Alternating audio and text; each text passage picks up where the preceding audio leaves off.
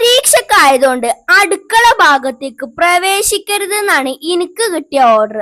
ആ ഓർഡർ തെറ്റിക്കാതിരിക്കാൻ എനിക്ക് ഒരു നിർവാഹം ഇല്ലാത്ത അവസ്ഥയാണ്. കണ്ടില്ലേ, ഇങ്ങനത്തെ അടാറായിട്ടൊക്കെ കൊടുന്ന എങ്ങനെ ഞാൻ ആ സമരം മുന്നോട്ട് കൊണ്ടുപോകും?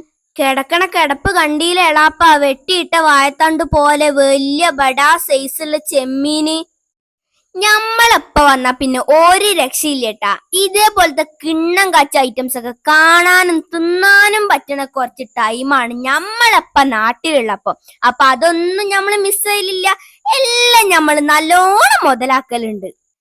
ഇന്ന് കൊടുന്നിക്കണ ഐറ്റത്തിന്റെ പേര് ഇന്റെ രൂപം വെച്ച് ടൈഗർ പ്രോൺസ് ആണ് എന്നാണ്.